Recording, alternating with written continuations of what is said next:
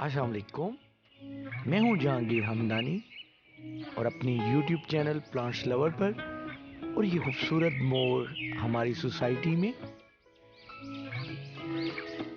आप देख रहे हैं हमारे बहुत प्यारे दोस्त सुलेमान साहब का एक खूबसूरत ऑर्गेनिक गार्डन। इसकी कंप्लीट आपको सैर कराएंगे। सुलेमान साहब यूके में शेफील्ड में रहते हैं। बहुत ज़्यादा इन्हें गार्डनिंग का शौक़ है और इनकी आज हम रसबेरी की वीडियो आपके साथ शेयर करने लगे हैं। रसबेरी की कुछ मालूमात। रसबेरी एक ऐसा फल है जो शहतूत की तरह का है। शहतूत से ज़्यादा मिठास रखता है। इसके कलर ब्लैक और रेड और वाइट होते हैं और इसके प्लांट्स बेलनुमा भी होते हैं, बुशी भी होते हैं और ये बहुत आसानी से ग्रो करता है। सुलेमान साहब आज इसकी फ्रूट की हार्वेस्टिंग करने लगे हैं और उनकी मीठी मीठी बातें, वो भी पंजाबी में।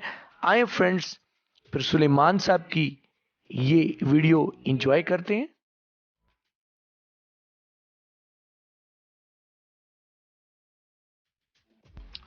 ਇਹ ਸਾਰੀਆਂ ਰਸਬੇਰੀਆਂ ਨੇ ਤੇ ਇਹ ਮੈਂ ਕੰਪਾਸ ਦੇ ਬਿਨ ਰੱਖੇ ਨੇ ਜੀ। ਇਹ ਦੇਖੋ ਜਿਹਦੇ ਵਿੱਚ ਕੰਪਾਸ ਮੈਂ ਬਣਾਉਣਾ, ਜਿਹੜੀ ਵੀ ਜੜੀ ਬੂਟੀ ਉਗਦੀ ਹੈ ਮੈਂ ਇਹਨਾਂ ਦੇ ਵਿੱਚ ਪਾ ਦੇਣਾ ਤੇ ਆਪੇ ਗਲਦੀ ਸੜਦੀ ਰਹਿੰਦੀ ਹੈ। ਤੇ ਇਹ ਦੇਖ ਲਓ, ਨਾਲ ਮੈਂ ਵੀ ਖਾਈ ਵੀ ਜਾਵਾਂ ਨਾ ਨਾਲ ਨਾਲ। ਤੇ ਲੱਗੀਆਂ ਨੇ ਕਾਫੀ, ਆ ਵੇਖੋ ਗੁੱਛਿਆਂ ਦੇ ਵਿੱਚ ਖਰਾਬ ਹੁੰਦੀਆਂ ਜਾਂਦੀਆਂ ਹੁਣ।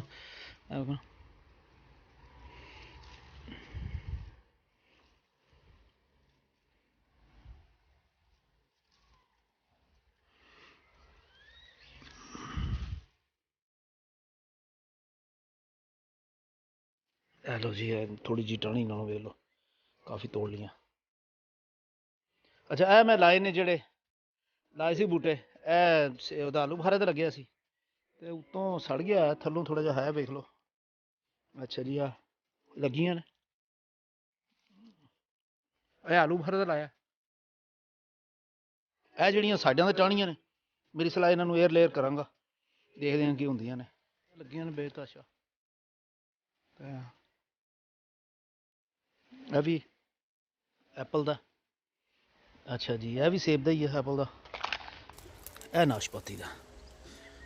ਮੇਰਾ ਇੱਕ ਰਿਕਾਰਡ ਹੈ ਜਿੱਥੇ ਤੱਕ ਮੈਂ 99.9% ਜਿਹੜਾ ਨਾ, ਮੈਂ ਪੱਤਾ ਦੇਖ ਕੇ, ਫਰੂਟ ਦਾ ਖਾਸ ਕਰ, ਸਿਰਫ ਫਰੂਟ ਦਾ ਪੱਤਾ ਦੇਖ ਕੇ ਦੱਸ ਸਕਦਾ ਕਿ ਕਿਸ ਫਰੂਟ ਦਾ ਪੱਤਾ ਹੈ। ਤਾਂ ਮਾਸ਼ਾਅੱਲਾ ਵਧੀਆ। ਤੇ ਉਹਦਾ ਨਾਂ ਕੀ ਲੈਂਦਾ, ਠੀਕ ਹੈ, ਸ਼ੁਕਰ ਅਲਹਮਦੁਲਿਲਾ ਸਾਰਿਆਂ ਨੂੰ। ਸਲਾਮ ਅਲੈਕੁਮ ਜੀ। ਤੇ ਵੀਡੀਓ ਅਗਰ ਚੰਗੀ ਲੱਗੀ ਹੈ ਤਾਂ ਸਾਰੇ ਭਰਾਵਾਂ ਨੂੰ ਇਹ ਦੇਖ ਲਓ। ਹੁਣ ਮੈਂ ਥੋੜ੍ਹੀ ਜਿਹੀ ਪਛਲੀ ਸਾਈਡ ਤੋਂ ਆ ਕੇ, ਅੱਗੇ ਪਰਲੀ ਸਾਈਡ 'ਤੇ ਖਲੋਤਾ ਸੀ, ਹੁਣ ਪਿਛਲੀ ਸਾਈਡ 'ਤੇ ਆ ਕੇ, ਹੁਣ ਕਿੰਨੀਆਂ ਲੱਗੀਆਂ ਨੇ, ਕੀ ਕਰੇ ਬੰਦਾ ਯਾਰ। ਬੱਚਿਆਂ ਨੇ ਵੀ ਬਸ ਉਹ ਕੀ ਹੈ ਜੀ, ਅਸੀਂ ਯੂਨੀਵਰਸਿਟੀ ਦਾ ਕੰਮ ਕਰਨਾ ਤੇ ਲੇਕਿਨ ਪਿਓ ਵਿਹਲਾ। ਹਾਂਜੀ, ਤੇ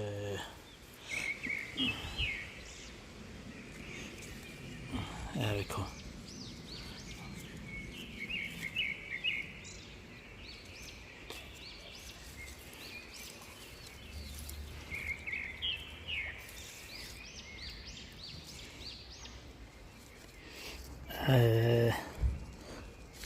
ਕੀ ਕਰਾਂ, ਨਹੀਂ ਰਿਹਾ ਜਾਂਦਾ। ਨੀਤ ਮਾੜੀ ਹੈ ਨਾ ਮੇਰੀ, ਦੇਖ ਲਓ, ਖਾ ਲਾ।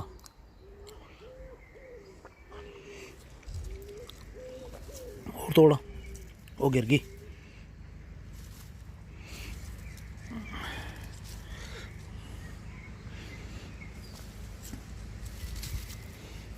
ਇਹ ਵੇਖ ਲਓ, ਕੀ ਕਰਾਂ, ਬਸ ਉਹ ਕੀ ਕਹਿੰਦੇ ਨੇ, ਇਹ ਲਓ, ਮਿੰਟ ਲੱਗਦਾ ਤੇ ਨੀਅਤ ਮਾੜੀ ਆ, ਹੋਰ ਤਾਂ ਕੋਈ ਨਹੀਂ।